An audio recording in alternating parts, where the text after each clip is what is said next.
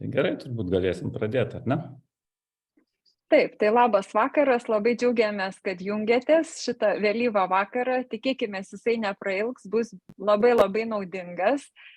Ir iškart labai noriu visus pakviesti, kad tai nebūtų dar vienas paklausimas, bet tikrai pasimkime su kuo užsirašyti, ant ko užsirašyti ir tiesiog gaudyti tokius patarimus, kuriuos išgirsite ir kurių šiandien tikrai bus nemažai, kaip mes galime sureguliuoti cholesterolį natūraliais būdais. O tikrai galim padaryti labai daug. Ir šiandien turim labai gerbiamą gydytoją Valdemarą Giedrimą, kuris tikrai labai nuoširdžiai ir daug ruošiasi šitą temą ir su mumis pasidalins ir tokia mokslinė informacija, kaip kodėl atsiranda cholesterolis, kodėl mes turime problemų ir kaip tiesiog kovoti su šia problema. Tai dar kartą ačiū, yra įrašomas ši paskaita, tai jeigu jinai bus pasidalinta YouTube ir su visais žmonėmis, kurie užsiregistravo, taigi jeigu nenorite matytis, tai galite išsijungti kameras, bet mums visada smagu matyti jūs, tai galite kameras palikti. Bus Valdemarui žymiai smagiau dalintis ir prezentuoti. Na va, turim lygiai 100 žmonių, daugiau netilps į mūsų šitą grupę, bet jeigu turit pažįstamų, tai pasakykit, perduokit šitą žinutę. Tai va, tai sveikinu visus, kurie papuolėte. Tai Valdemarai, prašom. Gerai, tai labas vakaras visiems ir šiandien tikrai aktuali tema. Tikrai dėl to, kad Lietuvoje mes turim tokią bangą padidėjusio cholesterolio žmonių ir šiandien noriu apie tai pakalbėti. Aš esu gydytojas, dirbu Lietuvos sveikatos mokslų universitete, fiziologijos ir farmakologijos institute ir man ši tema tikrai labai įdomi.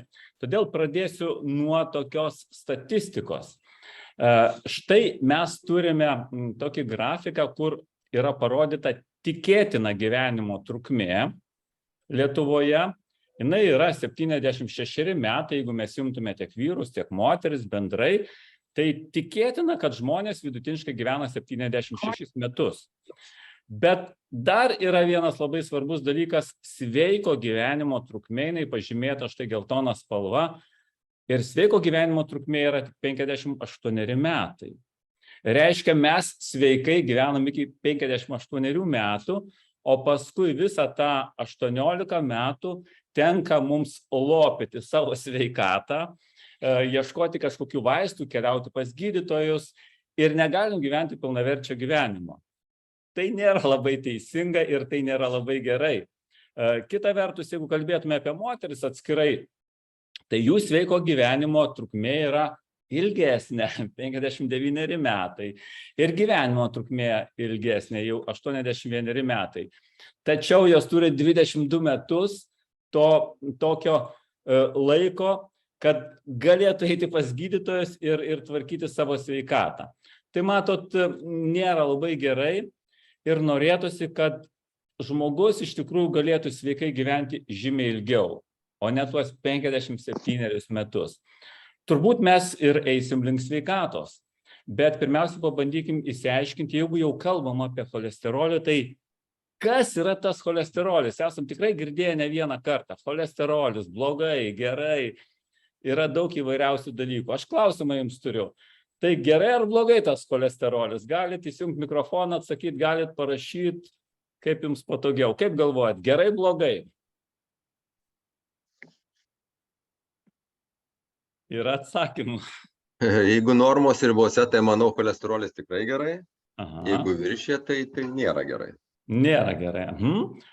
Nu va, gerai, pabandom įsiaiškinti. Jis naudingas, žalingas, čia draugas ar priešas ir taip toliau. Taigi, aš parodysiu, ką daro cholesterolis mūsų organizme ir kur jisai sintetinamas, tai yra kas jį gamina. Tai cholesterolis yra iš tikrųjų labai svarbus. Jis eina į visų mūsų organizmo ląstelių sudėtį. Kiekviena ląstelė turi membraną ir toje membranoje, visoje membranoje yra cholesterolio. Tai jis yra labai svarbus. Ypatingai, kai žmogus auga, naujos ląstelės susidaro, cholesterolio tikrai reikia labai daug. Štai kodėl 2/3 cholesterolio sintetinami kepenyse. Ir tik 1/3, maždaug apie 20–25% gaunami su maistu. Organizmas nerizikuoja, nes jeigu reikės greitai cholesterolio, mes jo nesuvalgysim, be problemų kepenys pagamina tiek, kiek reikia. Reiškia, čia yra gerai, ląstelių membranų sudėtyse. Toliau, iš cholesterolio sintetinami lytiniai hormonai, streso hormonai ir daug kitų hormonų. Pavyzdžiui, moteriški lytiniai hormonai estrogenai. Ir ypatingai menopauzės metu, kai estrogenų poreikis sumažėja, būna taip, kad cholesterolis šokteli viršų, kilsteli viršų. Tai tokia natūrali fiziologinė reakcija, organizmas persitvarko, bando prisitaikyti prie naujų sąlygų. Reiškia pliusas, reikia hormonų sintezei. Dar vienas labai svarbus dalykas, cholesterolis, tai yra iš cholesterolio gaminama tulžis ir tulžies rūgštis, kurios labai svarbios virškinimui. Virškina riebalus. Be tulžies, kurią išskiria kepenis, būtų tikrai blogai ir negalėtume suvirškinti riebalų. Prasidėtų viduriavimas, gurguliavimas pilvo srityje ir daug kitokių blogų dalykų. Ir per kepenis cholesterolio perteklius yra šalinamas į žarnyną ir mes paskui su fekalinė mase pašalinam. Reiškia, reikia. Dar labai svarbus vitaminas D, kuris daugiausiai gaminasi, kai mes būnam saulėje. Tai vitamino D gamybai būtinai reikia cholesterolio. Reiškia, čia galim dėti pliusiuką ir tikrai nėra gerai arba nereikėtų džiaugtis, jeigu cholesterolio kiekis yra mažas. Sako, mažas pas mane cholesterolis. Jeigu mažesnis negu norma, reiškia, mes vagiam nuo ląstelių, nuo hormonų, mažiau tulžies rūgščių pagaminam ir vitamino D. Teisingai sakė čia pašnekovas, kad jeigu jis normoje, viskas gerai, jeigu per daug, nėra gerai. Dabar pasiaiškinkim 2 dalykus. Kas yra tas blogasis ir gerasis cholesterolis? Štai matom kepenis ir kepenyse mes jau supratom, kad gaminamas cholesterolis. Kepenys pačios pasigamina. Tačiau cholesterolis yra riebalas ir jis turi nukeliauti į kiekvieną mūsų ląstelę, jis keliauja krauju.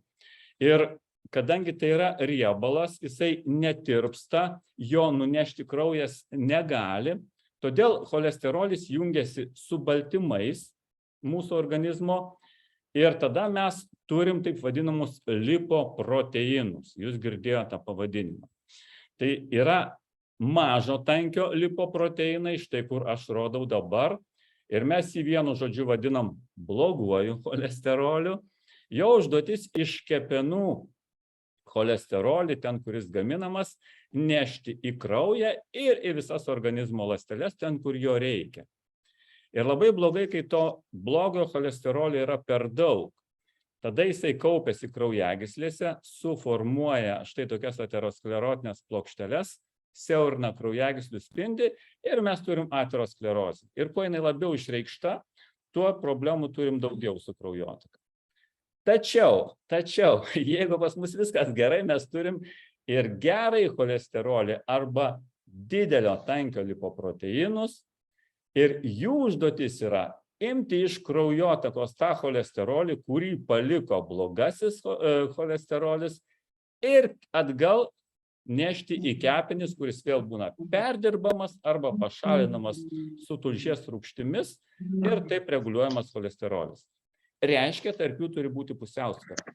Tarp didelio tankio ir mažo tankio cholesterolio. Išsiaiškinom cholesterolio apykaitą, tada keliaukim toliau. Štai dar čia paprastas pavyzdys. Geltonai pažymėta blogasis cholesterolis, o mėlynai gerasis cholesterolis. Ir jeigu tarp jų yra pusiausvyra, kraujagyslės švarios. Mes neturim aterosklerozės. Arba jinai yra labai mažai minimaliai išreikšta. Bet jeigu mes turim blogojo cholesterolio iš tikrųjų daug, štai kaip čia pavaizduota, o tų mėlynų taškiukų gero cholesterolio yra nedaug, deja, jeigu pasižiūrim į šitą kraujagyslės spindį, jis yra obturuojamas. Ir kuo labiau išreikštas blogasis cholesterolis, tuo spindis mažėja, dar labiau mažėja, sutrinka kraujotaka. Ir jeigu tai yra širdies vainikinės arterijos, mes turim miokardo infarktą arba insultą. Ar dažni šitie susirgymai ir daugelis žmonių sako, ai, man tai čia nebus. Tai pasižiūrim, iš kur tada tokia statistika. Rodau mirčių skaičių 100 tūkstančių gyventojų. Atkreipkite dėmesį, išvardintos pagrindinės ligos, nuo ko žmonės iškeliauja anapilin. Ir va čia mes matom piktybiniai navikai. Tai yra vėžys. 276 beveik atvejai 100 tūkstančių gyventojų, kai šalia mes matom kraujotakos sistemos ligos. 3 kartus didesnis mirštamumas yra nuo širdies ir kraujagyslių ligų. Tai mes apie tai ir kalbam šiandien, nes problema yra tikrai aktuali. Taip, pagrindė žmonės miršta nuo širdies ir kraujagyslių ligų ir kas blogiausia, kad miršta darbingo amžiaus jauni žmonės. Tai va, kaip įvertinti dabar tą cholesterolį? Yra taip vadinama lipidograma. Mes negalim nustatyti, pasiėmę tik tai iš bendro cholesterolio, kad sakom, norma ar nenorma. Ne, mes turim vertinti visą lipidogramą. Tai yra bendras cholesterolis, jis turi būti iki 5,2, blogasis cholesterolis nedaugiau kaip 3,4, gerasis yra ir vyrams, ir moteriams atskirai 1,3 ir trigliceridai, kurie labai irgi svarbus aterosklerozės susiformavime, irgi turi būti iki 1,7. Nebūtina atsiminti šitų skaičių, pasakysiu kodėl. Aš jums parodau tiesiog tyrimus, jie atkeliauja pas mus, kai žmonės nori papulti mūsų programą, jie pirmiausia pasidaro tyrimą, mes pakalbam, įvertinam, aš noriu pasidalinti keletų iš jų. Štai matom, normos yra visada surašytos ant kraujo tyrimo. Nereikia būti kažkokio tai žinovo, kad nuspręstum čia gerai ar blogai. Pasižiūrim, bendrasis cholesterolis, matot normą, nes norma yra mažiau negu 5. Toliau didelio tankio lipoproteinai, gerasis yra norma, čia netgi paryškinta, jau yra nenorma. Žiūrime 10. Čia jau yra gerokai daugiau, matot, netgi 2 kartus daugiau negu norma. Tai jau yra negerai. Toliau blogasis cholesterolis stipriai padidėjęs ir čia. Turint tokį vaizdą, mes jau sakom tam žmogui, reikia kažką daryti. Sako, kada reikia pradėti? Aš vienareikšmiškai sakau, vakar. Ne šiandien, ne rytoj, vakar. Tai jau yra tikrai blogai ir tada mes turim jau reguliuoti tą dislipidemiją. Tas žodis dislipidemija reiškia, kad yra netitikimai. Tai yra daug blogojo cholesterolio, mažai gerojo ir daug trigliceridų. Ir mes vienu žodžiu tai įvardinam kaip dislipidemija. Tai yra lipidų apykaitos sutrikimas. Dislipidemija štai ką daro mūsų širdžiai. Aš jau rodžiau, bet dar kartą parodau. Kai normalus cholesterolis kraujagyslės švarios, kai jo yra daug, nori ar nenori, jisai sėda į kraujagyslės, mažina spindį. Ir štai čia matom padidintą fragmentą, obturuotą vainikinę arteriją. Ir čia mes turėsim trombą ir va toje vietoje susiformavęs infarktas žemiau trombo susidarimo vietos. Kad to nebūtų, reikia mums kažką daryti. Dar noriu parodyti tokią trumpą statistiką, labai garsaus žurnalo Lancet publikacija mokslinė, ką jinai teigia. Jinai prognozuoja, kas bus nuo 2016 iki 2040 metų, nuo ko žmonės labiausiai mirs.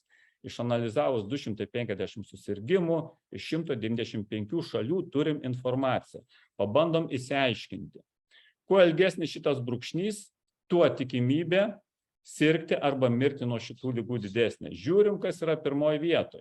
Pirmoje vietoje aukštas kraujo spaudimas. Ar tai susijęs su cholesteroliu? Taip. Antroje vietoje yra didelis kūno masės indeksas arba kitaip sakant, viršsvoris arba net nutukimas. Mes apie tai tikrai kalbėsim. Trečioje vietoje yra padidėjęs gliukozės kiekis kraujyje, besiformuojantis antro tipo diabetas ar netgi prediabetas iš pradžių. Reiškia, ir tai irgi susijęs su cholesteroliu. O kurgi yra cholesterolis? Jis yra 6 vietoje, tai yra padidėjęs bendrasis cholesterolis ir jis iškart nurodo į širdies ir kraujagyslių ligas. Tai reiškia išvada labai paprasta. Ateity žmonės, jeigu nieko nedarys, mirtingumas nuo šitų ligų, širdies ir kraujagyslių ligų, kurias sukelia cholesterolis, nutukimas tikrai bus labai populiarius ir nieko nepadarysi. Tai bus. Tai dabar pabandom išsiaiškinti priežastis ir ką mes su tuo galim daryti. Aš čia neatsitiktinai nupiešiau kraujo lašą ir cukrų. Čia tai matot, kad susijęs su mityba ir su cukrum. Pabandom išsiaiškinti, dėl ko atsiranda disbalansas tarp gerojo, blogojo cholesterolio, kasgi čia nutinka. Įvardinsiu 5 priežastis ir kaip šiandien prieš paskaitą minėjo Ieva, tai taip, vis dėlto stresas daro blogus dalykus. Norim to ar nenorim ir matom, kad dabar tikrai žmonės labai dažnai serga. Pateiksiu keletą mokslinių publikacijų, bet vienareikšmiškai galiu pasakyti, kad stresas didina blogojo cholesterolio ir trigliceridų kiekį kraujyje. Stresas. Kai mes būnam streso būsenoje, mes turėsim aukštesnį blogąjį cholesterolį. Taip pat jis mažina gerojo cholesterolio kiekį kraujyje. Reiškia, blogo daugiau, gero mažiau. Ar tai turėtų būti? Ne, tai nėra gerai. Tai nėra gerai. Dabar kaip stresas veikia? Stresas iš tikrųjų labai geras dalykas, nes jis paruošia mūsų kūną gynybai arba puolimui, jeigu mes norim kažką padaryti. Pavyzdžiui, sportininkas prieš startą jis jaučia didžiulį stresą, į mūsų kūną plūsta labai daug kraujo į raumenis, įsiplečia kvėpavimo takai, daugiau deguonies gaunam, viskas gerai. Blogai yra tada, kai užsitęsia stresas, tada mūsų organizmas išskiria adrenaliną ir kortizolį, streso hormonus, ir tada streso hormonas išmeta labai daug gliukozės ir riebalų rūgščių, iš kurių sintetina labai daug cholesterolio. Ir blogai, jeigu mes tą problemą neišsprendžiam, paliekam, nešiojame su savimi, ar ne? Jeigu tai būtų kažkokia darbinė problema, jeigu tai būtų kažkoks konfliktas ir ilgai su ją vaikštom. Žymiai geriau ateiti pas tą žmogų atsiprašyti arba greitai spręsti tą problemą. Nes kai mes įsprendžiam, kortizolis mažėja ir mes neturim tokio žalingo poveikio. Tai reiškia, streso metu mes turim padidėjusi cholesterolio kiekį ir jeigu stresas yra pastovus, mes turėsim aukštą cholesterolio kiekį dėl to, kad daugiau gliukozės, daugiau riebalų rūgščių ir didesnė cholesterolio sintezė. Kaip tai atrodo iš mokslo perspektyvos? Turim smegenis, turim stresą ir neigiamas emocijas. Beje, neigiamos emocijos taip pat veikia mūsų taip vadinamą simpatinę sistemą. Jeigu aš pykstu, jeigu pavydžiu, jeigu kažko nekenčiu, taip pat jaučiu didžiulį stresą, nors to ir nesuvokiu. Tai reiškia, stresas veikia į pagumburį, pastarasis pagal hierarchiją veikia į žemiau esančią liauką, hipofizę, ir hipofizė išskiria kortizolį ir adrenaliną, streso hormonus. Tada kraujagyslės susitraukia, didėja kraujospūdis. Ir jeigu kraujospūdis didesnis, jisai spaudžia tą cholesterolį į kraujagyslių sieneles ir žymiai greičiau formuoja aterosklerozę. Mes jau minėjom, kad didėja blogojo cholesterolio ir trigliceridų, kas vėlgi skatina mūsų kraujagyslėse formuotis aterosklerozę. Antras dalykas.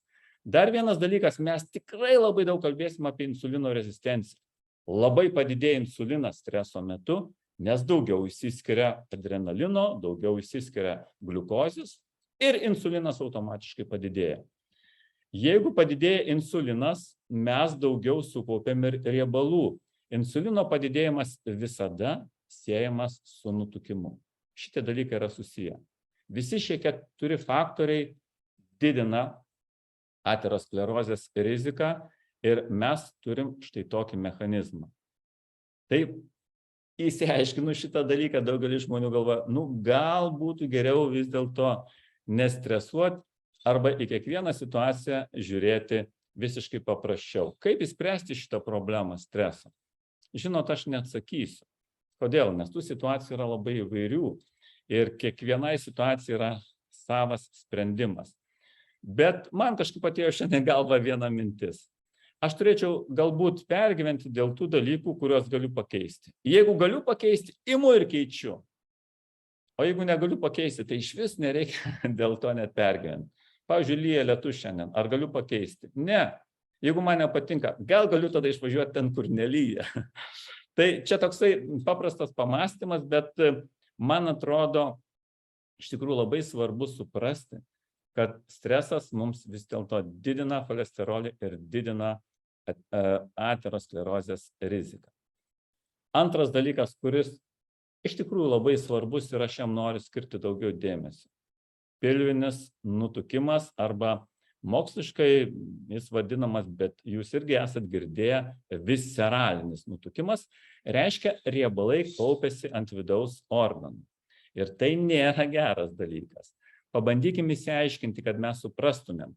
Štai turim pilvuką ir riebalai gali kauptis pilvo srityje po oda. Jų čia susikaupia nedaug, jeigu žmogus pačiupinėja, šiek tiek jų yra, tai jie susikaupia būtent čia. Ir tai yra sveiki riebalai, dėl jų nereikia pergyventi. Blogai, kai riebalai kaupiasi čia, pilvo srityje, ant vidaus organų, ant žarnyno, širdies plote, ties inkstais, ir jie vadinami visceraliniais riebalais. Na, va, su tais mums tikrai reikėtų kovoti, tuo pabandysim įsiaiškinti. Kokios normos turėtų būti? Pasaulio sveikatos organizacija aiškiai yra nustačiusi. Moterims matuojant bambos srityje turėtų būti nedaugiau 80, gali būti su išlygom iki 88. Vyrams 94 ir mažiau, labai tokiom didelėm išlygom pateisinant save iki 102. Galėsit namie pasimatuoti, galėsit pasižiūrėti, iškvėpkit ir bambos srityje pabandykit išmatuoti. Jeigu yra daugiau, siūlyčiau susimti. Teisingas matavimas yra čia, neteisingas čia. Turbūt pasimatuosit ir bus jums tikrai įdomu. Keliaujam toliau apie visceralinius riebalus. Pasakysiu, kodėl jie yra kenksmingi. Koks yra ryšys tarp cholesterolio ir riebalų kiekio, kurie susikaupia pilvo srityje. Štai mes matom vyruką, kur nedaug yra tų riebalų, jis yra sportiškas ir kas vyksta tada? Riebalinis audinys yra labai svarbus, bet jo turi būti nedaug. Jis gamina labai svarbų hormoną adiponektiną. Ir jį daugelis gydytojų, kurie supranta, matuoja. Mes taip pat turim galimybę išmatuoti adiponektiną, paėmę kraujo tyrimą. Kuo jisai svarbus? Jis cholesterolį, kurį pagamina kepenis, verčia į gerąjį cholesterolį. Kitaip tariant, jeigu riebalų yra nedaug, pagamina pakankamai adiponektino, mes turėsim pakankamą kiekį gerojo cholesterolio. Atsiminkit, kad gerasis cholesterolis ima cholesterolį, kurį padėjo blogasis į kraujagyslės ir iš ten neša atgal į kepenis. Reiškia, mes turim turėti tą gelbėjimosi ratą, tai yra gerąjį cholesterolį. Ir jeigu adiponektino yra pakankamai, viskas yra tvarkoj. Tačiau yra kitas variantas. Jeigu žmogus turi daug riebalinio audinio, ypatingai susikaupęs iš čia, ant vidaus organų, visceralinis nutukimas, tokiame riebalinėme audinyje mes matom uždegimą. Ir jeigu yra uždegimas riebalinėme audinyje, visada, kai tokį matom pilvuką, adiponektino yra labai mažai. Jis nesugeba pagaminti pakankamai gerojo cholesterolio ir mes tada turim jo mažai. Tai yra bėda. Reiškia, riebalinis audinys mums duoda mažą gerojo cholesterolio kiekį. Ir tai išbalansuoja pusiausvyrą tarp gerojo ir blogojo cholesterolio. Reikėtų šito vengti. Dabar, jeigu adiponektino sumažėja, tai aišku padidėja daugiau insulino, kaupiami riebalai, toliau didėja arterinis kraujo spaudimas ir mes jau išsiaiškinom, kad mažėja gerojo cholesterolio ir didėja nutukimas. Kaip matot, adiponektinas jis daug labai tokių faktorių reguliuoja ir labai norėtųsi, kad jo būtų pakankamai, o kad tai būtų, reikia sumažinti pilvo riebalus. Va, dabar aš noriu parodyti keletą tokių skaidrių, duomenis iš mūsų Restart programos, štai matote gražų ežerą, kur susirenka mūsų dalyviai, daugiau galbūt apie tai Vilija papasakos. Ir jeigu mes pasižiūrėtume, tai atvažiuodavo dalyviai į programą, mes paėmėm vidurkį, buvo 99 cm liemens apimtis. Kaip matot, nėra gerai, ryškiai per daug. Po programos, tai truko iš viso apie 5 savaitės, sumažėjo visų dalyvių apie -8 cm. Ką mes padarėm? Mažinom visceralinių riebalų, tuo pačiu didinom adiponektino kiekį ir tuo pačiu didinom gerojo cholesterolio kiekį. Tas yra iš tikrųjų labai svarbu ir aš labai džiaugiuosi, kad mūsų dalyviai turėjo gerą rezultatą. Dar kuo blogai pilvo riebalai, aš sakiau, kad ties tuo apsistosiu daugiau, vystosi uždegimas. Ir aš tikrai nemažai perskaičiau mokslinės literatūros, kad išsiaiškinčiau, kaip tas uždegimas vystosi. Noriu pristatyti vieną tokią garsią mokslinę publikaciją, jinai pakankamai nauja, 21 metų, apie uždegimą, apie riebalinį audinį ir apie bendrą uždegimą. Pabandykime išsiaiškinti, ką jisai sako ir kas ten buvo daroma. Buvo paimti žmonės, kurie yra normalios kūno masės, tai yra turi labai mažai arba praktiškai neturi riebalų pilvo srityje ir kurie yra nutukę. Matot, turi pilvuką. Kūno masės indeksas buvo netgi 46, kas jau yra 3 laipsnio nutukimas. Tada norėta išsiaiškinti, ar tie riebalai iš tikrųjų yra uždegiminiai. Pasirodo, kad taip, norint tą išsiaiškinti, buvo iš riebalų paimta biopsija, dedama po mikroskopą ir ten jau mato, yra uždegimas ar ne.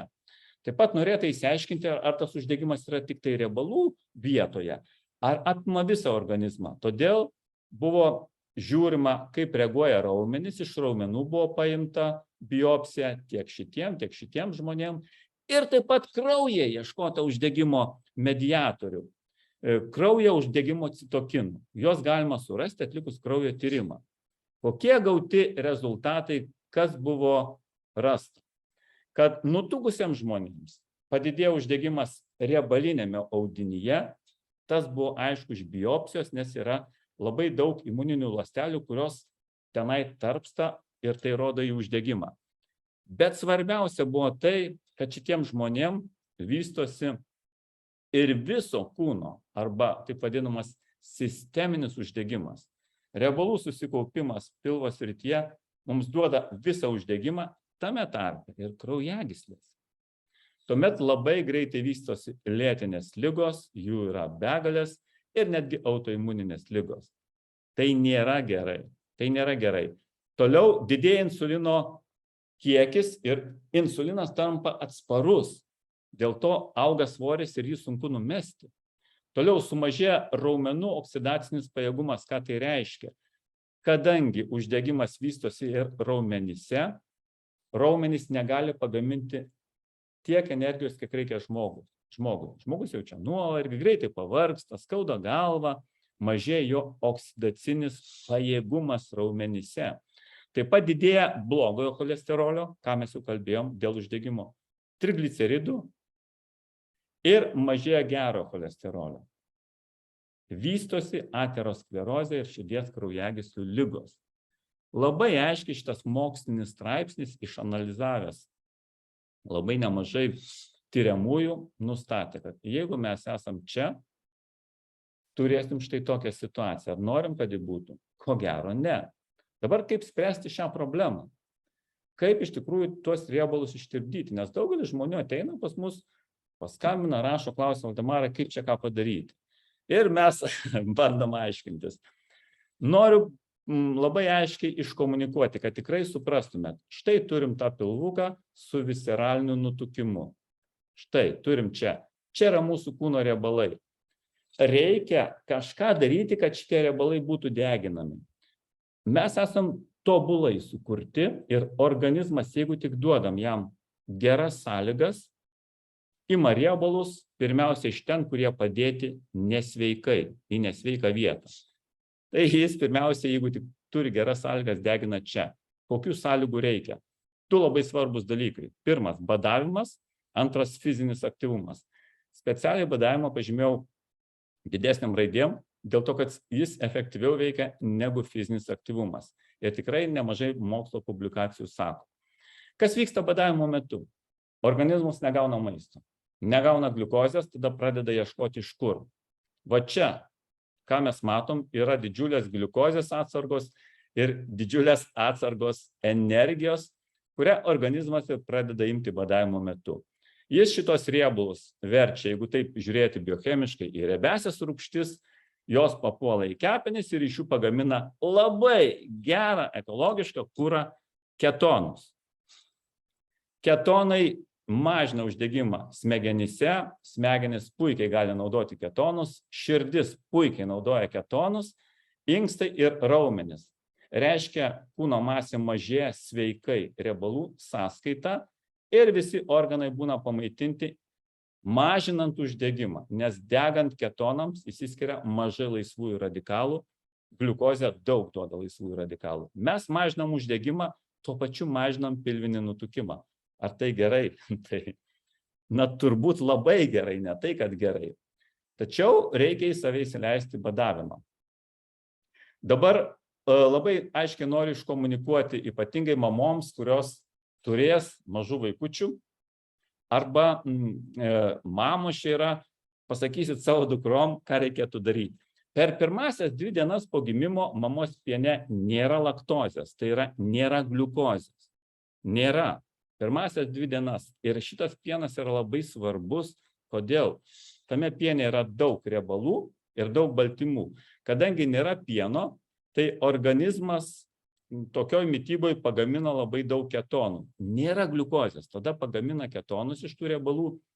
Ir ketonai labai svarbus smegenų ląstelėm pirmasias 2 gyvenimo dienas.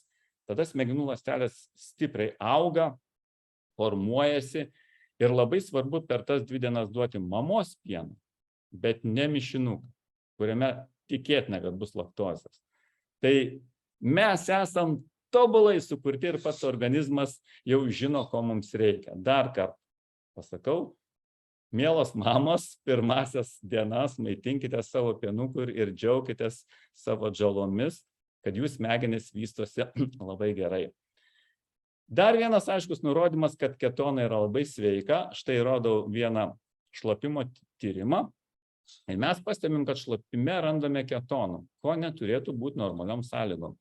Nebent žmogus labai ilgai sportuotų, bėgtų ilgai kelias valandas arba ilgai badautų, tada rastume ketonų. Bet čia ne, to nebuvo. Tada reiškia, įvyksta toks įdomus dalykas. Kepenys pačios pradeda gaminti ketonus, siunčia į kraują ir kraujas atneša iki širdies, o širdies ląstelės paima ketonus ir iš jų gamina energiją.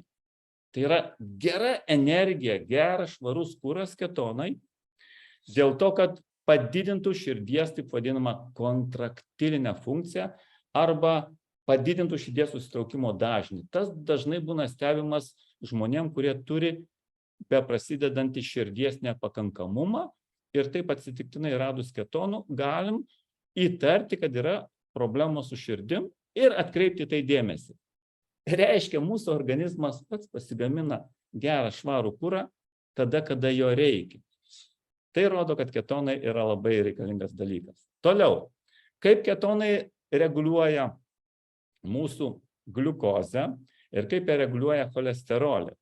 Rodau 22 metų, praktiškai mėnesio senumo mokslinę publikaciją, kalba apie ketonus ir aš noriu labai trumpai ją pristatyti. Štai mes irgi matom net padidėjusią gliukozę, aukštą cholesterolio kiekį, blogai cholesterolį labai aukštą. Čia yra realūs žmonių tyrimai.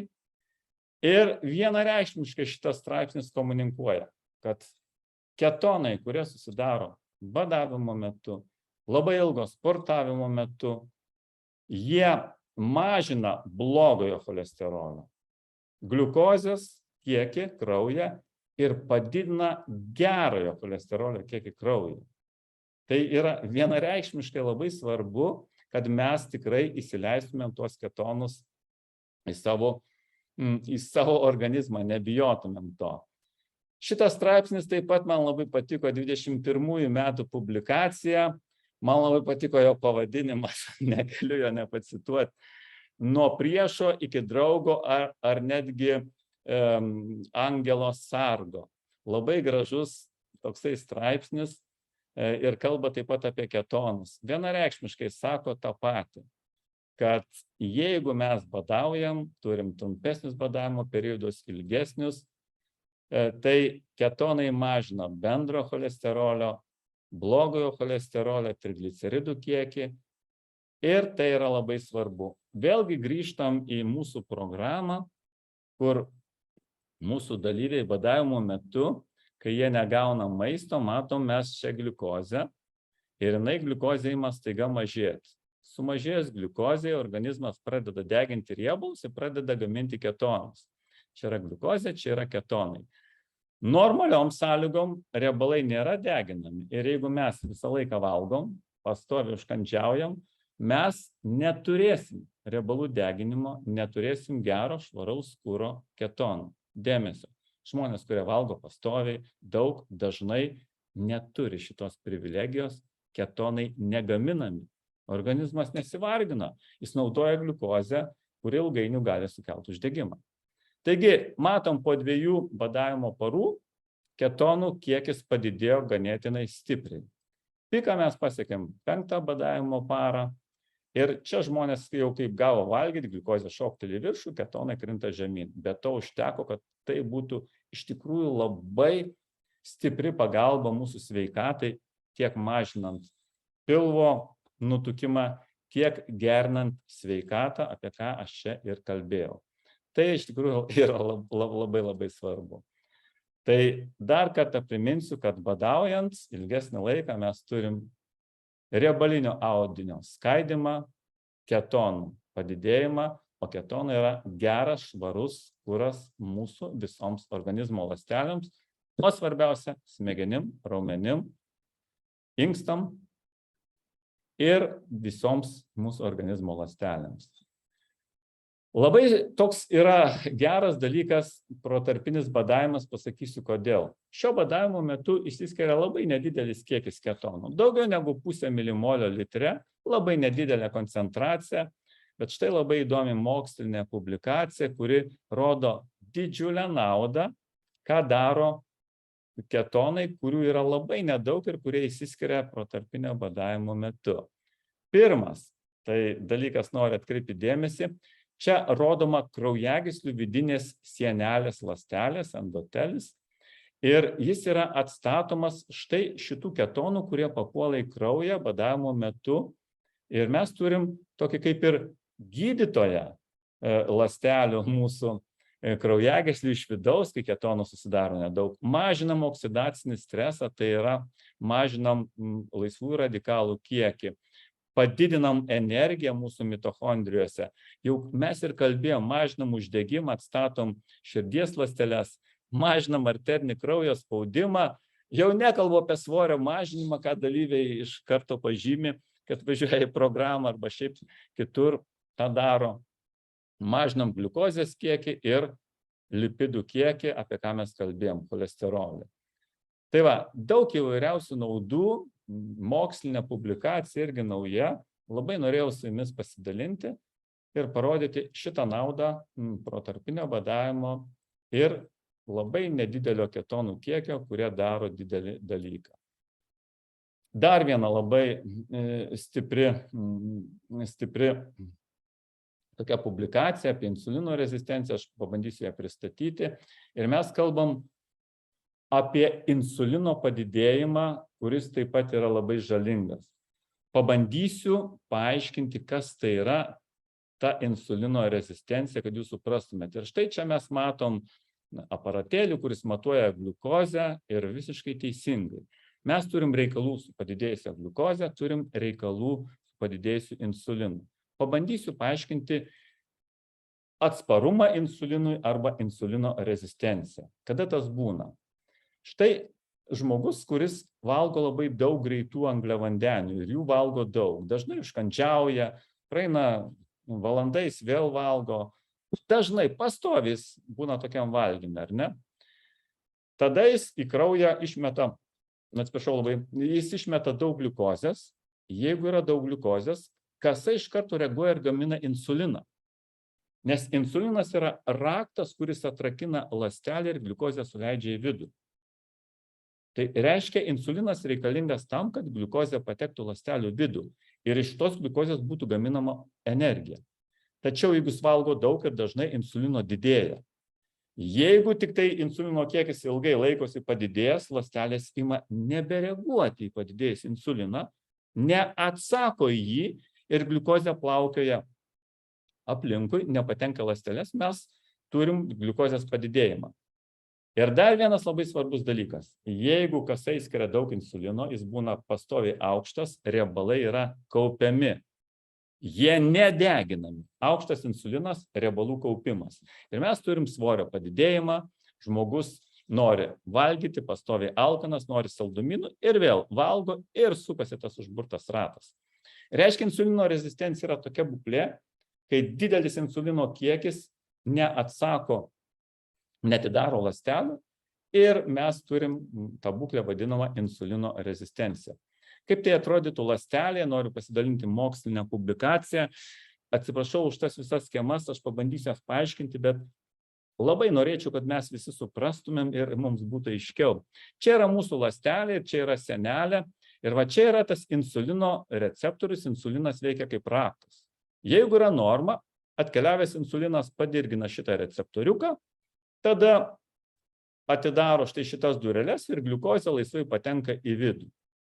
Kaip vyksta va šitoks procesas, dar labai vienas svarbus dalykas, šito proceso metu pagaminamas toks azoto oksidas, kuris plečia kraujagyslės ir palaiko mūsų arterinį kraujospūdį normoje. Todėl labai svarbu neturėti insulino rezistentiškumo, kad gliukozė laisvai patektų į ląstelę ir plėstų mūsų kraujagyslės. Panagrinėkim kitą situaciją. Kas atsitinka, kai mes turim insulino rezistentiškumą? Matot, kad insulino yra labai daug. Ir jis negali atrakinti štai šitų vartelių, nors jo ir yra daug. Tada gliukozė nepatenka į ląstelę, nesigamina azoto oksidas ir kraujagyslė susiaurėja, didėja kraujospūdis. Tai reiškia, insulino rezistencija susijusi ne tik su svorio augimu ir riebalų kaupimu, bet ir su aukštu kraujospūdžiu. Keista, aš galvoju, kiek žmonių gali turėti insulino rezistenciją. Atsakymas buvo toks, profesorius Benjaminas Bikmanas, kuris tyrinėja insulino rezistentiškumą, sako, 88% žmonių yra insulinui rezistentiški, tik jie to nežino. Matot, koks įdomus mechanizmas.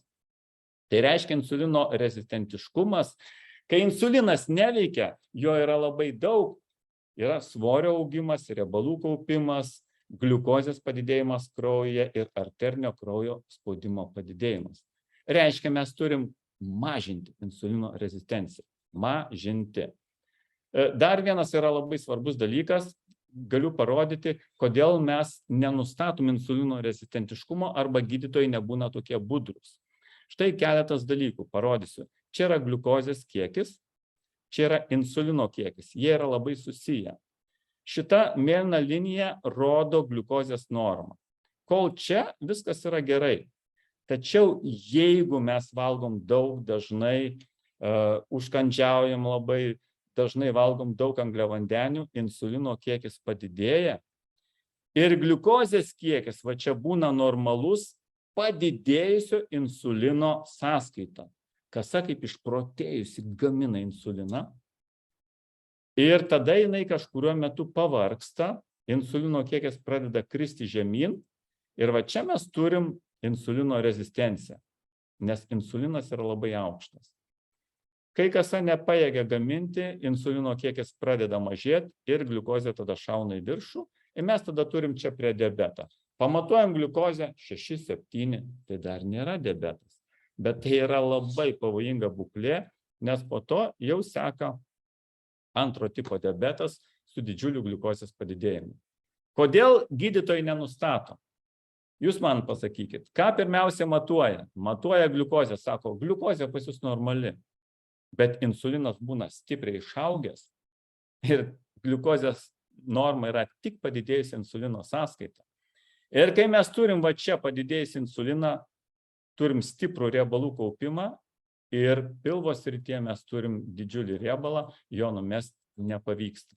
Nepavyksta. Stenkitės kiek norit, kol mes nesumažinsim insulino rezistenciją, riebalai augs.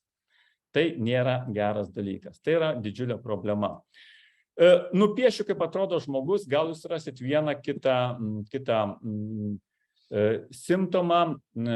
Žmogus, kuris turi insulino rezistenciją. Pastoviai jaučia alkį, nori valgyti, tik pavalgė, vėl nori. Svoris auga, dejuoja, bando kažką daryti, neina jau numest. Toliau, turi tą pilvinį nutukimą, apie kurį mes kalbėjom.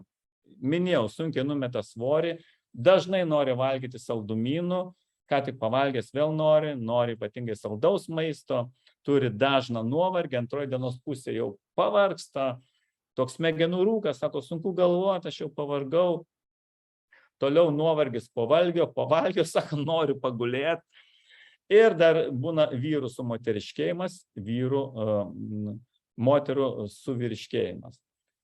Jeigu randat bent 2 simptomus, žinokit, turit insulino rezistenciją. Turit. Ir labai gerai, vienam moksliniam straipsnį sako, pasičiupinėjat pilvuką, įsimatuojat, jeigu jisai yra toks, nereikia jokių tyrimų daryti, yra insulino rezistencija. Parodo labai svarbų dalyką.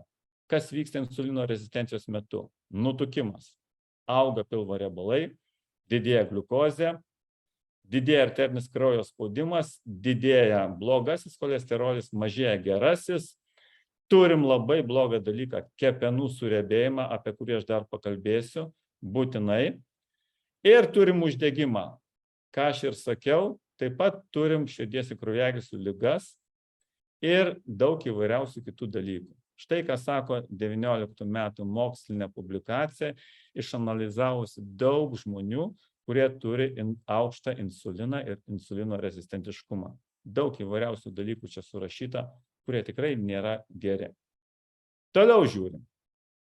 Noriu apie tai pakalbėti, nes nedažnai kalbama, bet tai yra didžiulė problema. Insulino rezistentiškumas, 18 metų publikacija, insulino rezistentiškumas, antro tipo diabetas besivystantis, širdies kraujagyslių ligos. Insulino rezistentiškumas, padidėja trigliceridai, sumažės gerasis cholesterolis, toliau uždegimas, visi kiti dalykai, širdies kraujagyslių ligos. Ir ties čia noriu apsistoti. Kepenų suriebėjimas. Matomės irgi, kai atsiunčia dalyviai savo kraujo tyrimus, yra polinkis į tai. Čia yra normalios kepenys, kuriuose nėra riebalų, esant insulino rezistentiškumui, esant pilviniam nutukimui, būkit budrus. Vyksta kepenų suriebėjimas, kepenų lašeliai kaupiasi kepenyse, ko neturėtų būti. Kepenyse negali būti daugiau kaip 5% riebalų. Jeigu yra daugiau nei 5, jau mes diagnozuojam, kad tai yra patologinė būklė ir tai yra kepenų suriebėjimas arba, sakom, nealkoholinis kepenų suriebėjimas. Blogybė yra kur? Nieko neskauda, nieko nejaučiam ir praktiškai tyrimai ne visada parodo. Tik jau, kai jis pažengia į priekį, kepenų suriebėjimas, mes tada turim daug blogų įvairiausių dalykų. Daug įvairiausių blogų dalykų. Kokie tie blogi dalykai? Kepenų suriebėjimas pereina į, taip vadinamą, stetohepatitą, vėliau į cirozę arba kepenų vėžį. Kaip dažnai tas būna? Jeigu žmonės yra normalaus svorio, nebūna labai dažnai. Na, jeigu piktnaudžiauja maistu, apie 25%. Atkreipkite dėmesį čia. 21 metų publikacija labai aiškiai komunikuoja. Tie žmonės, kurie yra nutukę, tikimybė, matot kokia didelė, 80% kepenų suriebėjimo. Aš savo akim netikėjau, kai pamačiau. Iš tikrųjų labai šiurpi statistika ir mes dabar susiduriam su to kepenų suriebėjimu. Antro tipo diabetą, jeigu turim, 65% tikimybė. Reiškia, jeigu žmogus yra nutukęs, iš 100 žmonių 80 tikrai turės šitą būseną. Blogai. Ką reikia daryti? Daug įvairiausių dalykų, bet pirmoje vietoje yra badavimas. Vaistų, kiek aš skaičiau naujausia mokslinėse publikacijose, nėra nuo kepenų suriebėjimo. Labai griežta dieta, netgi badavimas. Ką dar siūlo? Viduržemio jūros dieta, fizinį aktyvumą, vengti tai, ką mato čia, perdirbto maisto, sočiųjų riebalų, riebių sūrių, saldumynų, saldžiųjų gėrimų, alkoholio, rūkymo ir greito maisto. Šito reikia vengti. Keliaujam toliau. Taip, 4. Neteisinga mityba. Gražus, skanus torčiukas. Aš nesakau, kad jo nereikia valgyti. Yra laikas, kai mes galim suvalgyti, bet nepiknaudžiaukim, tai neturi būti kasdieną. Aš labai prisimenu ne vienos dalyvės, kur mes kalbėjom, aš tikrai galiu pasidalinti, nes jinai labai charizmatiška. Sako, aš negaliu grįžti namo, tai nusiperku ledų dėžutę ir visą ją suvalgau. Bet paskui, kai mes pradėjom kalbėti, dalyvavom programui, sakau, skambinkit man, jeigu bus toks noras. Jinai puikiai susitvarkė su šituo, dabar labai džiaugiasi ir svorio numetė, ir sveikata visiškai kita. Tiesiog pasidalinau, nes tikrai labai charizmatiškas žmogus, miela buvo bendrauti. Toliau, mitybos įtaka kūno svorio ir lipido pokyčiams.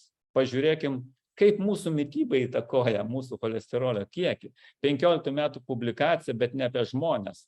Jinai apie artimiausius mūsų bičiulius, apie kiaules. Ir pažiūrėkim, čia labai įdomus tyrimas. Paėmė 2 kiaulytes, tai yra ta pati rūšis, tik vieną, šitą kiaulytę šėrė subalansuotų maistų, kad būtų nedaug angliavandenių, nedaug riebalų, pakankamai baltymų, o kitai davė maistą, kuriame daug riebalų ir daug angliavandenių. Dažnai žmonės taip valgo. Pažiūrėkit, kaip kito svoris per 23 mėnesius. Šitos kiaulytės, jis nestipriai, per 2 metus paaugo. Žiūrėkit, kas vyko čia. Šitos kiaulytės didžiulis yra progresas, svoris stipriai augo, štai kaip jinai atrodė. Ir tas prasidėjo augimas nuo 2 mėnesio. Reiškia, jeigu mes patys valgytume tokį maistą, tikėtina, kad būtume tokie. Daug angliavandenių ir praturtinta riebalais. Augo labai stipriai svoris.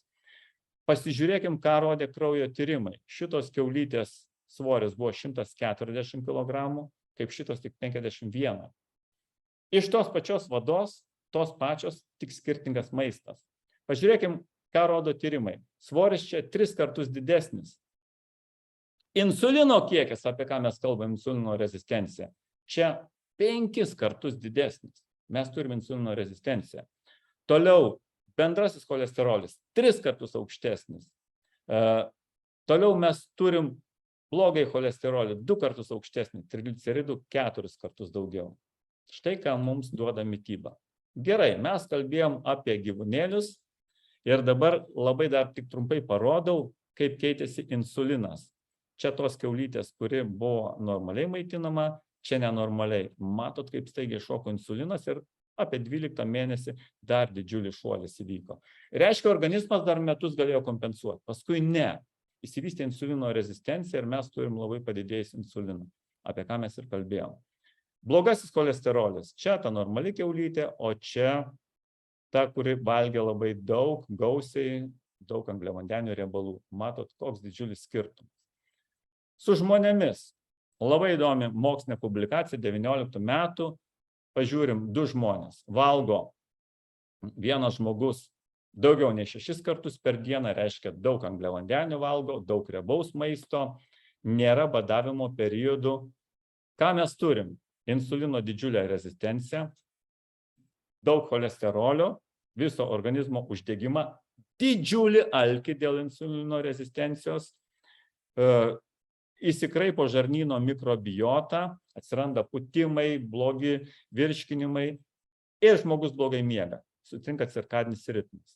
Kitoje pusėje variantas, kitas valgo 2-3 kartus per dieną, valgo dienos metu, vakare jau nevalgo, valgo baltyminį maistą, kuriame nėra daug angliavandenių, arba jeigu jie yra, jie sveiki, saikingai riebalų, badauja 12-16 valandų per parą. Žiūrėkit, kokie pokyčiai, ką sako šitą mokslinę publikaciją. Insulino rezistencija mažėja. Jeigu jinai mažėja, reiškia ir mūsų pilvinis nutukimas mažėja. Mes galime sumažinti riebalus, nes jie dega, iš jų gaminami ketonai. Mažėja cholesterolis, mažėja viso kūno uždegimas, mažėja alkis. Aš vienoje savo paskaitoje aiškinu, kodėl jis mažėja. Įsijungia ląstelių išsivalymas, autofagija badavimo metu. Ir žmogus pradeda miegoti geriau. Ar taip yra? Taip, mūsų dalyviai, kurie dalyvauja programui, sakė, Valdemarai, mes pradėjome miegoti geriau. Miegas pasikeitė ir daug kitų dalykų. Svarbu, reiškia. Dabar tikrai noriu dar vieną mokslinę publikaciją pasidalinti, kiek mes turėtumėm numesti svorio, kad šitie pokyčiai įvyktų. 10, 5, 4% ir taip toliau. Pažiūrėkim, labai įdomus tyrimas. Buvo apie 400 žmonių ištirta, kurie turi antsvorį arba nutukimą ir jų paprašyta numesti, vieni numetė iki 5% savo kūno svorio. Pavyzdys, jeigu žmogus svėrė 100, reiškia jis numetė, tarkim, 4 kg, svėrė 96, pažiūrėkim, koks pokytis įvyko, sumažinus svorį tiek nedaug. Sumažėjo tik trigliceridai, kiti kraujo parametrai nepakito. Toliau tie, kurie numetė nuo 5 iki 9% savo kūno svorio, čia jau geriau. Ką mes turim? Sumažėjo bendras cholesterolis, blogasis cholesterolis ir trigliceridai. Jau 3 pliusiukai. Tie, kurie buvo drąsūs ir numetė 10 ir daugiau procentų savo kūno svorio, 5 parametrai pasikeitė. Sumažinom gliukozę, reiškia ir insulino rezistenciją, sumažėjo blogasis, gerasis cholesterolis ir padidėjo gerasis ir sumažėjo trigliceridai. Reiškia, verta pasistengti. Mokslinė publikacija 16 metų, galit, kas norit pasiskaityti, pasižiūrėti visą tą tyrimą. Išvada iš to tokia.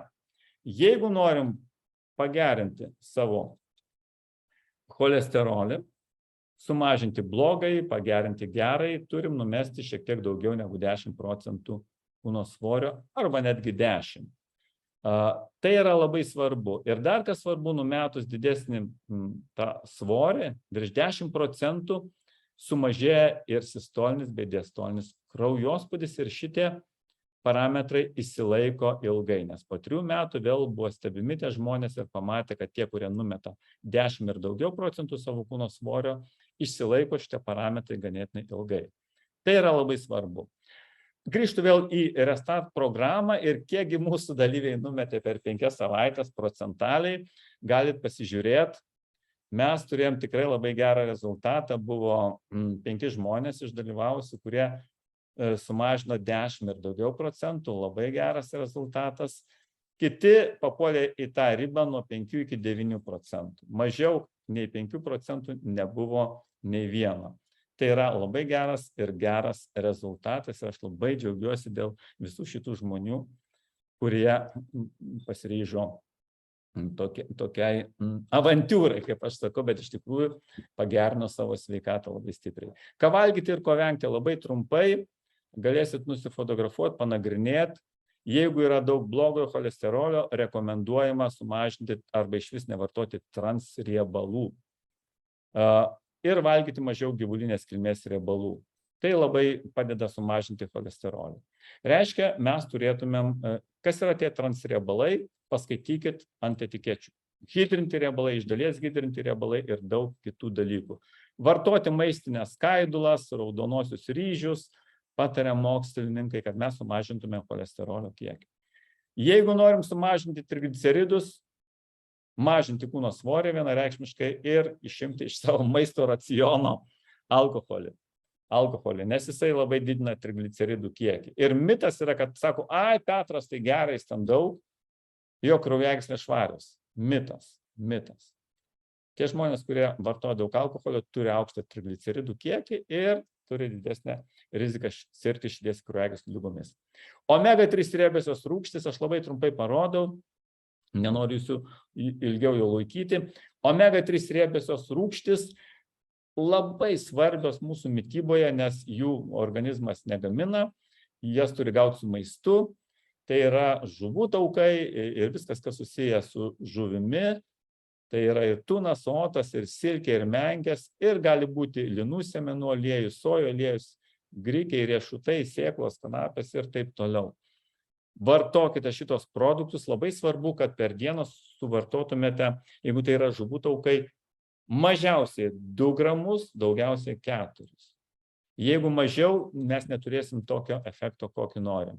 Na ir parodau, ko reikėtų vengti. Visi kepiniai, saldumynai, saldus visokie padažai, saldus gėrimai, daug pieno, bananai, ypatingai džiovinti vaisiai, nepersivalgykim. Duonoje yra labai daug cukraus, tai žinokim, kad tai nėra gerai, tai nėra sveika. Jau baigiu fizinio aktyvumo stoka, dar vienas toks svarbus dalykas. Vienareikšmiškai kalba mokslas. Daug yra mokslinių publikacijų, nenoriu jų dabar traukti, bet jums tik tai parodau, kad jeigu norėsit, galite nusifotografuoti ir paskaityti. Mažina uždegimą, mažina riebalų kiekį, mažina insulino rezistenciją. Pradėti nuo paprastų dalykų. Tie, kas niekada nesportavę, nuo paprastų dalykų, visiškai. Nuo mažo fizinio krūvio vaikščiojimo. Svarbu, kad tai būtų pastovu. Viena mokslinė publikacija, kur paėmė grupę žmonių, kurie turėjo antsvorį ir nutukimą, ir jie kaip ir toliau sėdėjo, nieko neveikė, o kitos moteris vaikščiojo į savaitę 3 kartus po 45 minutės, tokių greitesnių tempų. Pažiūrėkim, ką mes turim. Ką mes turim? Po kelių mėnesių pilvo riebalų, kurie yra po oda, sumažėjo 6 kartus daugiau čia, negu tų, kurios sėdėjo, nieko nedarė. Ir visceralinio riebalo, tas, kuris yra nesveikas, 4,6 kartus labiau numetė, negu tos, kurias nieko nedarė ir sėdėjo. Reiškia, vaikščiojimas turi didžiulę įtaką mūsų visceralinių riebalų sumažinimui. Na ir Pasaulio sveikatos organizacija nurodo gairės, kiek turėtume sportuoti. Turbūt dažniausiai mes visi patenkame čia, 65 metai ir daugiau, yra ir 18 ir čia. Tai kiek turėtume sportuoti? Aerobiniai pratimai intensyvūs 5 valandos per savaitę, jėgos pratimai 2 kartai per savaitę. Labai svarbu. Ar tai yra paprasta tas 7 valandas sportuoti? Nėra paprasta. Tie, kas sportuoja, žino, kad surinkti tas 7 valandas gryno sporto nėra. Bet norint sumažinti kūno svorį, reikėtų tą daryti. Toliau, labai aiški rekomendacija, bet koks fizinis aktyvumas, kokis pasirinksite, žymiai svarbiau negu sėdėjimas ant sofutės ir nieko nedarimas. Taip, kad motyvacija turėtų atsirasti. Jau į pabaigą, bet noriu šiek tiek palikti jums intrigos. Ir pakalbėti apie labai svarbų dalyką, apie vėžinius susirgimus. Straipsnis 18 metų irgi ganėtinai jaunas, jis kalba apie badavimą ir vėžį, apie badavimo molekulinį mechanizmą ir jo klinikinį pritaikymą. Ne su gyvūnėliais, bet su žmonėmis. Akcentas yra paprastas. Tai, ką matote čia, mėlyna spalva pažymėta vėžinės ląstelės. Jos įsiterpia į normalias ląsteles ir auga, ir dažnai tokiem žmonėm skiriama chemoterapija. Bet. Chemoterapijos metu, matote štai čia, vėžinės ląstelės žūsta. Tiesa, ne visos, bet mes turim labai didžiulę griūtį sveikų ląstelių. Matote jos va čia, tokios kitokios formos. Ir žūstant šitom ląstelėm, žmogus iš tikrųjų turi didžiulę intoksikaciją, daug pašalinių reiškinių. Ir iš tikrųjų, ką teigia mokslas, kad jeigu prieš chemoterapiją žmonės badauja, kažkiek tai laiko, yra tam tikros metodikos, aš šiandien nenoriu veltis į smulkmenas, mes turim visai kitokį vaizdą. Čia chemoterapija kartu su badavimu. Žūsta praktiškai visos vėžinės ląstelės ir labai mažai pakenkiame sveikiems audiniams. Išvada yra tokia. Jeigu chemoterapijos metu žmogus prieš tai badauja, turi badavimo periodus, mūsų organizmo ląstelės tampa gerokai atsparesnės cheminiam poveikiui, o vėžinės ląstelės tampa labiau pažeidžiamos. Reiškia, mes turim didžiulį pokytį, kurį sukelia badavimas ir tai yra iš tikrųjų labai svarbu.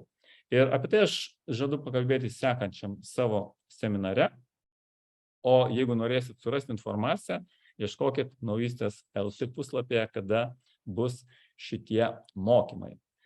Apibendrinsiu tai, ką pasakiau. Apibendrinsiu. Turim pilvinį nutukimą, mes apie jį tikrai labai daug kalbėjom. Suvesiu viską. Jeigu yra pilvinis nutukimas, tai aišku, mes turim tą padidėjusį kūno svorį. Tai turim daugiau riebalinio audinio ir ten vystosi uždegimas ne tik toj vietoj, kur yra susikaupę riebalai, bet apskritai visam organizme. Tai rodė mokslas. Toliau turim sumažėjusi adiponektino kiekį ir stipriai dėl jo sumažėjusi gerąjį cholesterolį. Tai reiškia, mes turim labai greitą aterosklerozės formavimąsi. Toliau dėl to pilvinio nutukimo didėja gliukozė kraujyje. Mes turim kepenų suriebėjimą, tikrai labai klastingą ligą. Ir turim dislipidemiją arba blogojo cholesterolio padidėjimą, gero cholesterolio sumažėjimą. Tai visas šitas pilvinis nutukimas mums aiškiai duoda nuorodą į insulino rezistentiškumą. Turim aukštą insuliną ir visi šitie dalykai atsiranda dėl aukšto insulino. Riebalai kaupiasi čia ir į visas pusės mums duoda daug įvairiausių sutrikimų. Bet klausimas yra vienas. Kaip sumažinti insulino rezistentiškumą? Apibendrinsim. Pirmas, mažinti stresą. Kaip? Čia jau kitas klausimas, bet aš jau sakiau, kad kiekviena situacija reikalauja savo paaiškinimų. Antras, didinti fizinį aktyvumą. Kodėl?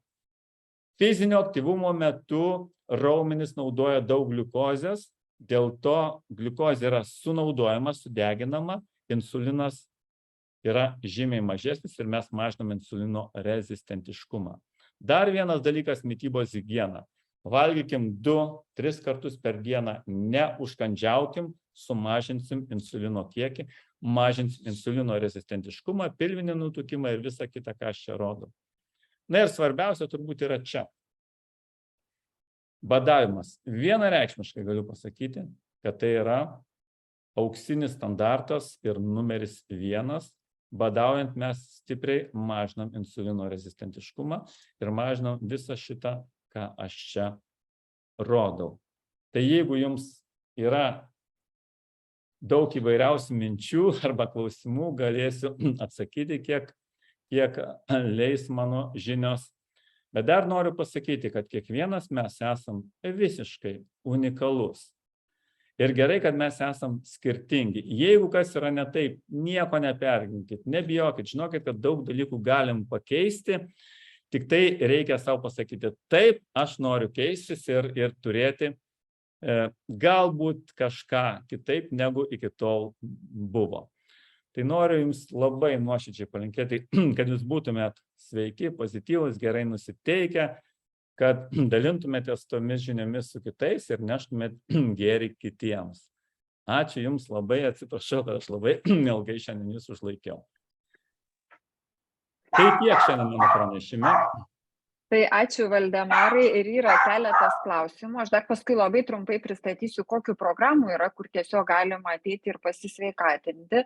Bet kol dar parodysiu, tai gal keletas klausimų. Ir mačiau net keletas buvo, kad svoris yra ir ką Ieva sakė, yra nedidelis, maitinasi žmogus teisingai, mankštinasi, daug vaikščioja, bet vis tiek yra cholesterolis yra padidėjęs. Tai kokios yra to priežastys ir ką galima padaryti tokiu atveju? Na, visų pirma, tai aš galvoju, kad reikia pažiūrėti, kaip reikalai su stresu. Kaip aš jau minėjau, gali būti, kad šitas faktorius, jeigu jis yra nesuvaldytas, jis vis dėlto turės tą aukštesnį insulino kiekį ir tada per tai gali padidėti cholesterolis. Dar yra vienas toks dalykas, gali būti taip vadinama šeiminė dislipidemija, kur žmonės jau paveldi aukštą cholesterolio kiekį, reiškia, kažkas yra šitoj grandiniai šiek tiek sutrikę, bet kiek man teko skaityti mokslinių straipsnių, viską galima padaryti keičiant gyvenimo būdą. Na, tarkim, gerai išsimiegoti, pailsėti, sumažinti stresą ir daug kitų dalykų. Aš galvoju, reikia visada su žmogum kalbėti, nes kartais sako, aš valgau normaliai, bet kai mes pasikalbam, mes randam ką pakeisti. Tai kviečiu pasikonsultuoti ar su mumis, ar su kitais specialistais, visiškai to nebijau. Gerai? Tai mano toks būtų atsakymas. Reikėtų asmeninės konsultacijos, tada būtų aiškiau. Ir aš noriu pasakyti, kad aš visiems įdėjau nuorodą, pažiūrėkite, ties mano vardu Vilija Giedrimienė yra nuoroda, kur galite užsiregistruoti asmeniniai konsultacijai. Tai tikrai nebus jinai 3 valandos, bet 15-20 minučių tikrai galim skirti ir galima pasikalbėti, Valdemaras mielai pasišnekės. Dar yra klausimas, labai yra gydytojų mėgstami statinai, ką Valdemarai manai apie jų vartojimą, jeigu keičiasi gyvenimo būdas, gal galima ir juos nutraukti, tai kokios būtų rekomendacijos? Man labai patinka gydytojai, kurie iš pradžių sako, kai ateina žmogus su aukštu cholesteroliu, sako, pirmiausia darom taip, keičiam gyvenimo būdą, tada jeigu mums nepavyks kartu, tada mes žiūrėsim, ką daryti toliau. Su pagarba žiūriu tokius gydytojus ir tokių yra dauguma. Ar galima nutraukti statinus?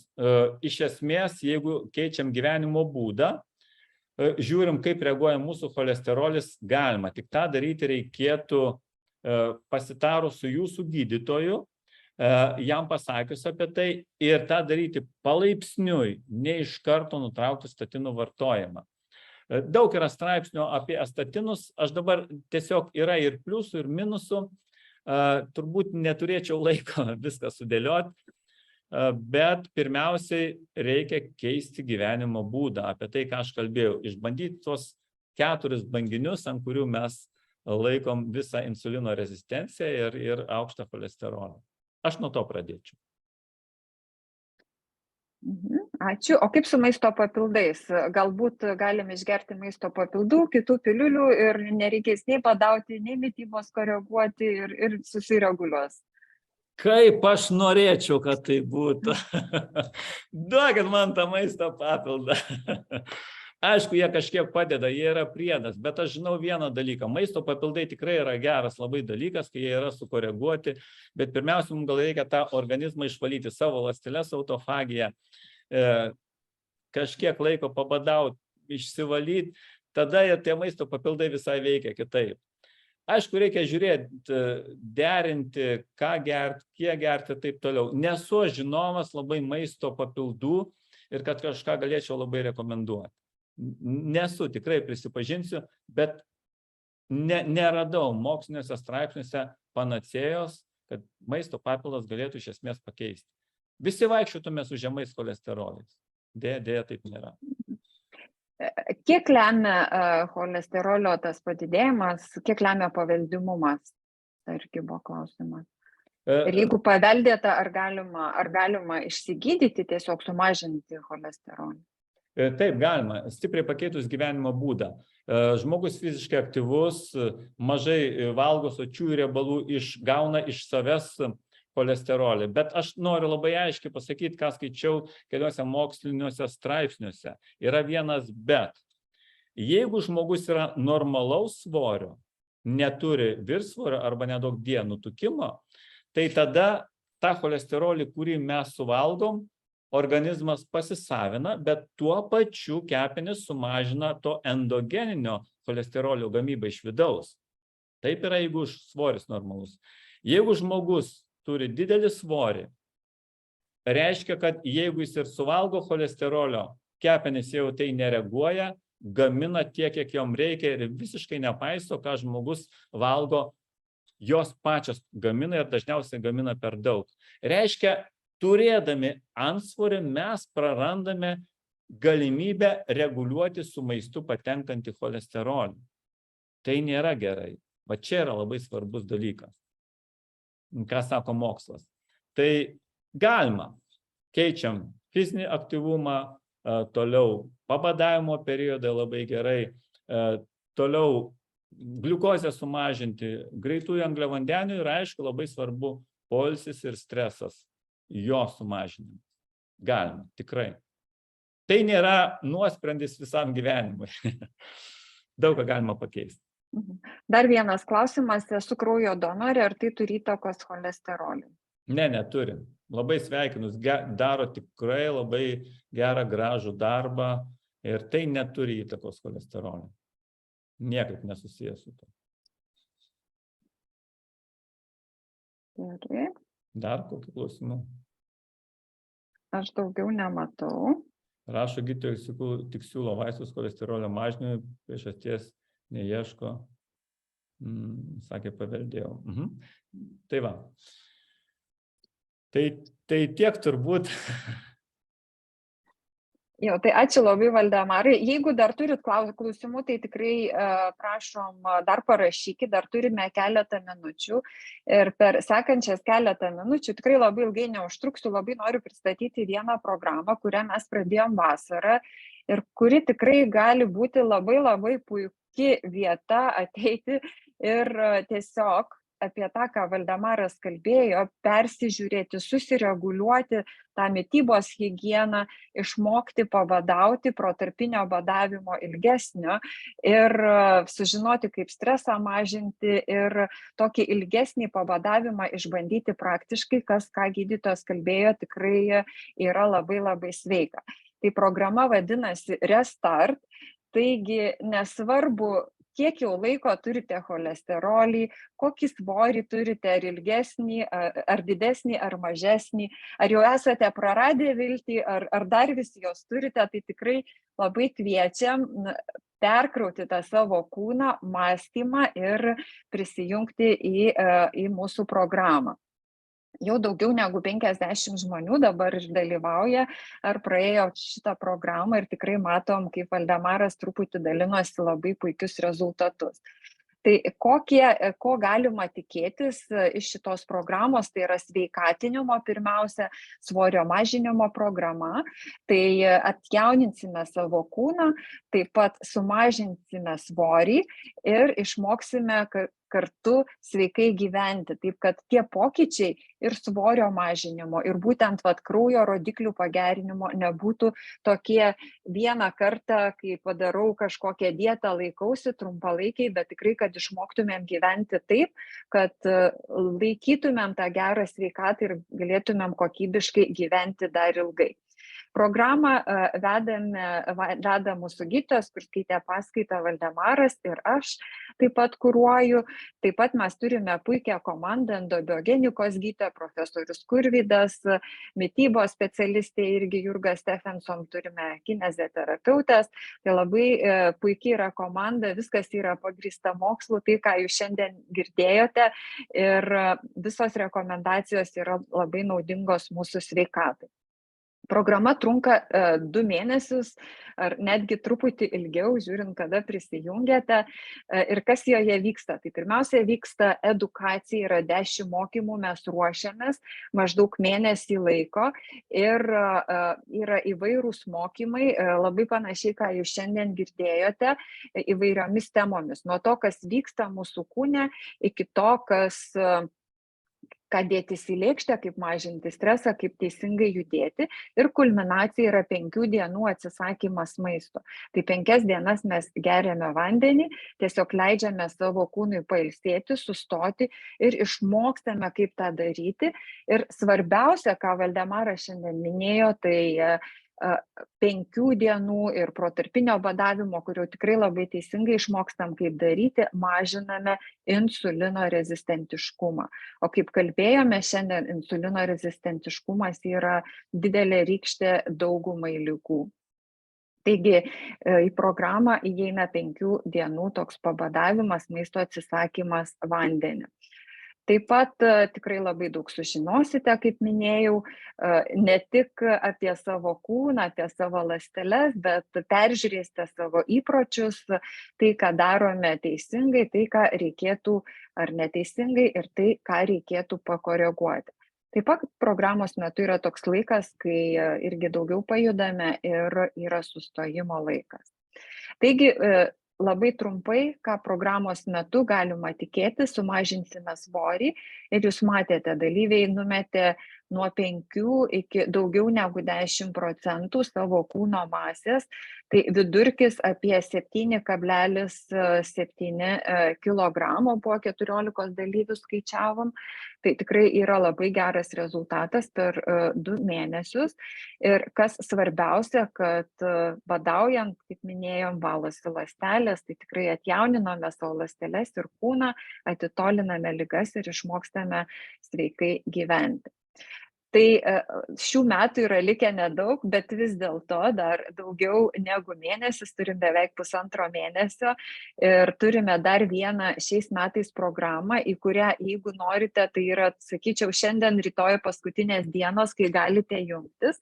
Tai yra savaitgalio programa, gruodžio 9-11 dienomis. Pasiruošimas yra prasidėjęs, bet dar yra mėnesis laiko, tai tikrai spėtumėte. Tai jeigu nori dar iššokti paskutinį traukinį ir prieš Kalėdas palengvėti ir pasisveikatinti, tai tikrai labai kviečiam, registruokitės naujystės puslapyje ir labai mielai lauksime, susisieksime, pasikalbėsime. Na ir jeigu nespėjate jau šiais metais, yra datos paskelbtos irgi mūsų puslapyje kitų metų, tai yra ir 7 dienų programa, kur galite atvažiuoti į sodybą, yra netgi 3 datos, yra savaitgalio 2 programos pirmoje metų pusėje ir galima tą padaryti nuotoliu. Tai tikrai jau šiandien pakankamai daug kalbame, nenoriu aš čia toliau, kaip sakant, jūsų užlaikyti, bet jeigu turite noro, jeigu galvojate, kad šitoks būdas ir kad jums reikia pagalbos, kad norite drauge tą daryti su bendraminčiais, su specialistais, tai tikrai labai nuoširdžiai kviečiame. Na, jeigu ne pas mus, tai bet kokiu atveju vis tiek, kaip matėte, padidėjęs svoris, padidėjęs cholesterolis, tikrai turi labai didelės įtakos mūsų gyvensenai, mūsų sveikatai, tai kviečiame bet kur, bet tikrai, kaip kalbėjome, labai svarbu mažinti svorį ir teisingai gyventi. Na, o jeigu norėtumėt pasitarti dar, ir mačiau komentaruose, buvo sakę nuorodom, dabar neveikia, bet tikrai aš ją atsiųsiu jums elektroniniu laišku, kaip ir įrašą šito mūsų seminaro, šitos paskaitos, tai užsiregistruokite ir mielai pasikalbėsime 15-20 minučių, pažiūrėsime, koks būdas jums geriausia tiktų, gal tiks mūsų programa, gal visai ne, gal gydytojas galės patarti, duoti kitų gerų patarimų. Svarbiausia, nelikti vieniem, nenuleisti rankų, tikrai viskas mūsų rankose ir mes tikrai galime labai daug dalykų pakeisti, pakeitę savo gyvenseną, pakeitę mitybą, peržiūrėję, kuriuose vietose mes stresuojam, kaip mes galim savo palengvinti. Tai labai nuoširdžiai linkiu, būkit sveiki, lauksim mūsų programuose, jeigu ne šiais metais, tai kitais ir lauksim mūsų seminaruose. Tai dar kartą ačiū, kad buvote, gal dar yra klausimų? Jo, dar yra klausimų, klausit, Tai ar galima badauti sergant antro tipo diabetu. Ne tai, kad galima, reikia. Nes antro tipo diabetas turi aukštą insuliną. Badavimo metu mes jį mažinam. Ir tai netgi reikia būtina. Pirmo tipo ne, tai yra kontraindikacija. Antro tipo labai reikia. Valdemarai, kam dar negalima badauti? Negalima badauti, jeigu kūno masės indeksas yra mažiau negu 18,5. Jeigu žmonės serga anoreksija, bulimija, kai kurios vėžio formos, jeigu žmogus yra tiesiog išsekęs, dekompensuotas, tada negalima. Jeigu yra rimti širdies ir kraujotakos sutrikimai, trinkantis ritmas širdies. Na, čia pagrindiniai tokie dalykai. Anksčiau mes sakėm, kad negalima badauti, jeigu žmogus serga vėžiu. Žinot, mano nuomonė pasikeitė. Pasikeitė mano nuomonė. Ir labai gerai, kad yra mokslas ir naujausi moksliniai straipsniai, apie kuriuos aš jums kalbėjau. Tai va, pagrindiniai tokie dalykai. Mes susitikę visada. Pas mus būna taip, žmonės tikrai turi pasidaryti kraujo tyrimą, pakonsultuojam, patariam, pasikalbam, įsiaiškinam ir ar yra, kuriam žmonėm pasakom, ne, taip yra, bet sakom, kad mes siunčiam ten, kad žmogus tvarkytų šitas problemas ir galime judėti toliau. Tai va, tokie pagrindiniai dalykai. Kas dar? Dar buvo klausimų, ar dėl tulžies, pavyzdžiui, nėra tulžies pūslės, ar galima badauti. Taip galima, mes turėjom keletą tokių žmonių, kurie tą darė, viskas yra sėkmingai, viskas tvarkingai. Sustoja ir gamyba tulžies ir leidžiam kepenim pailsėti ir visam organizmui. Gal dar klausimas, matau, dar yra 75 žmonės, ką šiandien galima padaryti, ne ką nuo rytojaus galima padaryti, tokio minimum, kad pradėti koreguoti savo svorį, pradėti koreguoti sveikatą. Tai labai kviečiu visus minimum 14 valandų protarpiniui badavimui. Pamatysite, kaip keisis jūsų dienotvarkė, kaip keisis režimas, kaip atsiras žymiai produktyvesnis ir geresnis miegas. Tai tikrai, ką galite sau gero padaryti iki naujų metų, jeigu kažkokiu didesnių veiksmų nesimsite, tai tikrai susidėliokite, bent jau 3 valgymus, išimkite užkandžiavimus ir įsidėkite į savo režimą nuo 13, sakyčiau, iki 16 valandų protarpinį badavimą. Ir kviečiam tada, matysit, kaip gerai jaučiatės, ir kviečiam tokiam ir ilgesniam pabadavimui. Visi bijo, ne visi, bet yra tikrai tokių, tenka kalbėti, kad numirsime, gal o kaip čia aš niekada nebadavau, o kaip aš čia be maisto. Tai žinot, viskas prasideda nuo vieno žingsnio. Jeigu mes tik sėdėsim, nieko nedarysim ir galvosime, kaip visko bijome, taip, tai yra baisu. Bet jeigu mes mažai žingsneliais, kad ir darom programų, štai yra pasiruošimas mėnesis laiko, tai mes skaitom, mokinamės, pabandom ir pradedant nuo mažių žingsnelių tikrai niekas nėra baisu. Svarbiausia yra daryti. O kai esame bendraminčių būryje, kai yra gydytojas, Valdemaras prižiūri programą pilnai, sakyčiau taip, nuo ryto iki vakaro atsakome į visus klausimus, į visus nuogąstavimus, tada tikrai yra žymiai lengviau.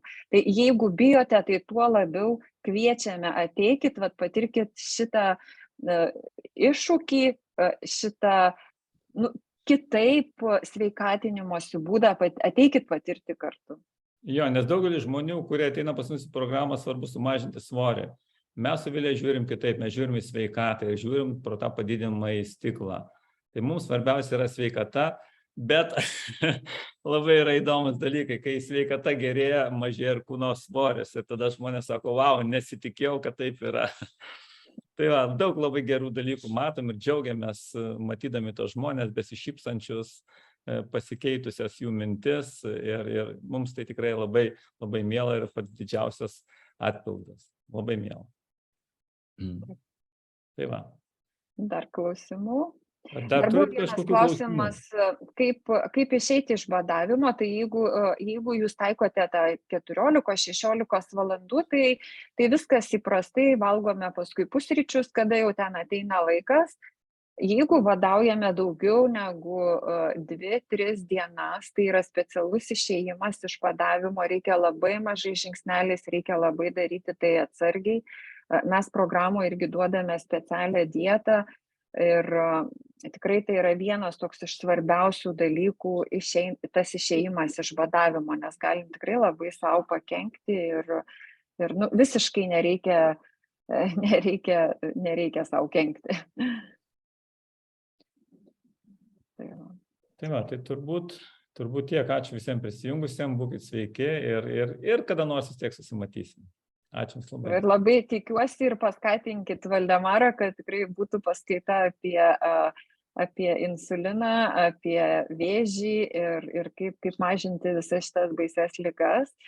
Tai va, irgi tikiuosi susilauks tokio pat populiarumo, tai labai tikimės, kad šitas seminaras irgi bus greitai, nes tikrai šitų ligų yra daug.